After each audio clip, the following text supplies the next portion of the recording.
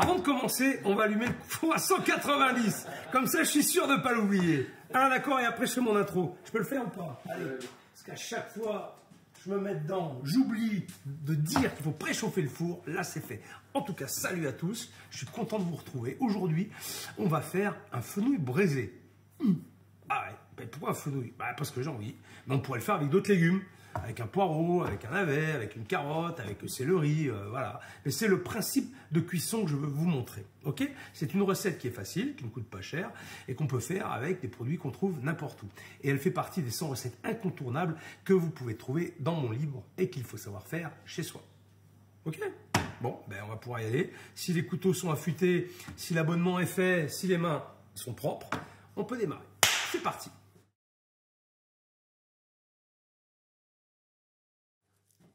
Et la liste des ingrédients est toujours en description en bas de la page, juste là.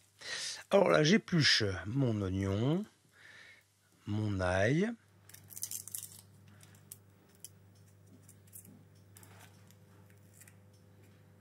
et ensuite je vais éplucher la carotte. Ça, je pense que Simon aurait pu le faire, ça m'aurait fait gagner du temps. Donc ça, c'est pour la garniture aromatique. Alors, vous allez me dire pourquoi un fond de braisage. En fait, le fond de braisage, c'est une technique de cuisson qui permet de cuire un aliment. Donc, ça peut être un légume, mais ça peut être aussi une viande, voire même un poisson. Et de faire la sauce en même temps. Voilà. En fait, le liquide qui reste dans le poêlon servira de base pour faire une sauce. On pourra le mettre à réduire, ce jus, le monter au beurre ou le crémer, ce qui permettra d'accompagner le produit qui est cuit dans ce fond de braisage avec la sauce qui sera directement faite dans le temps de cuisson. Voilà. Alors là, je cisèle plutôt l'oignon. Voilà, on n'a pas besoin d'avoir quelque chose d'hyper régulier. Hein. C'est émincé rapidement, grossièrement.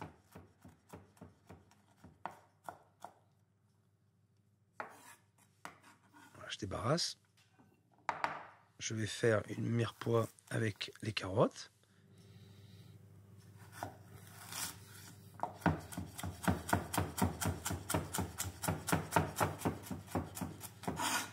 Je vais faire en sorte que la taille de carotte soit exactement la même que celle des oignons, en tout cas pour la grosseur. Je vais couper les tiges du fenouil. Et ces tiges, bien sûr, je ne les jette pas parce que je vais les récupérer. Et ça va me servir d'élément de garniture pour la cuisson.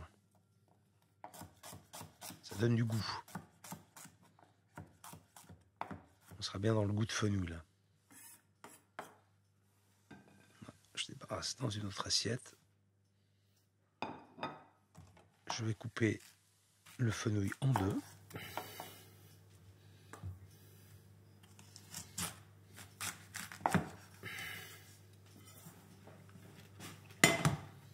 Ensuite, je prépare un sautoir que je mets sur la plaque. Je vais y mettre 3 belles cuillères à soupe d'huile d'olive. Et je vais mettre la puissance du feu assez forte quand même parce que je veux que ça caramélise le fenouil. Non, là, je cuis mes 3 premiers demi-fenouils. J'ai pas assez de la place pour le 4e. Donc voilà, je le rajoute ensuite.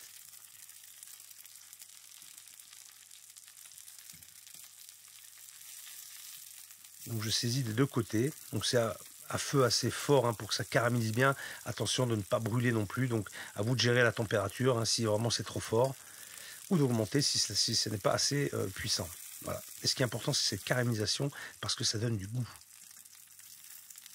Voilà, donc je fais caraméliser des deux côtés. Ce qui est important, c'est la face, la première phase bien sûr, parce que j'ai plus de surface de caramélisation.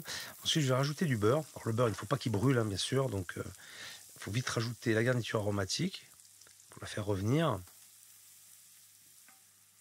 Donc dans le même sautoir que les fenouils. On ne change pas. Je rajoute les queues de fenouil. Je mélange tout ça. Je fais revenir sans coloration. Je rajoute mes demi-fenouils sur cette garniture aromatique.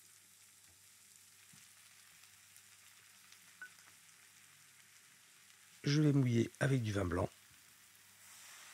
S'il n'y a pas de vin blanc, si vous n'aimez pas le vin blanc, vous n'êtes pas obligé d'en mettre. Hein. On peut, c'est facultatif. Le vin blanc amène un peu d'acidité. Ensuite, je vais mouiller avec un fumet de poisson.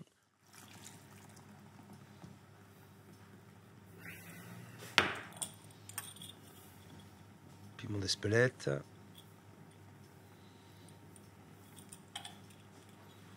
Du gros sel. Et on laisse mijoter.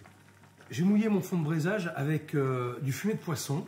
On peut aussi mouiller avec du fond brun de veau, c'est possible, avec un bouillon de légumes, c'est possible aussi. Et si vous n'avez ni jus de légumes, ni fond de veau, ni fumet de poisson, eh bien vous pouvez mouiller avec un petit peu d'eau, tout simplement. Et là, je vais mettre au four pour, allez, on va dire entre 45 minutes et 1 heure en fonction de la grosseur du fenouil.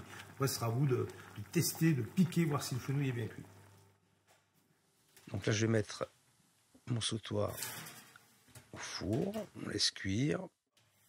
Alors le temps de cuisson diffère en fonction du légume qui va être cuit, en fonction de la grosseur bien sûr.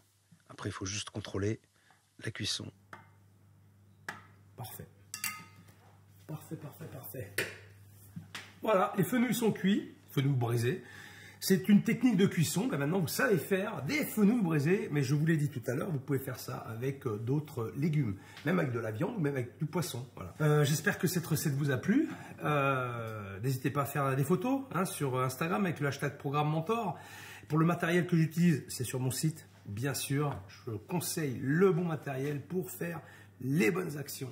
Ainsi que sur le Programme Mentor, vous avez toutes les petites astuces pour bien cuisiner chez vous. Rangez votre matériel, organisez votre frigo, rangez votre cuisine bien comme il faut pour prendre du plaisir à cuisiner. Ok? Et voilà, ça c'est fait. Une de plus et je vous donne rendez-vous pour la prochaine. Salut! Pour vous équiper avec du matériel de qualité, tout ce que j'utilise est disponible sur ma boutique en ligne. Pour ne louper aucune vidéo et devenir de vrais chefs, abonnez-vous en cliquant sur ma tête. Et pour ceux qui ont loupé ma dernière vidéo, c'est juste là.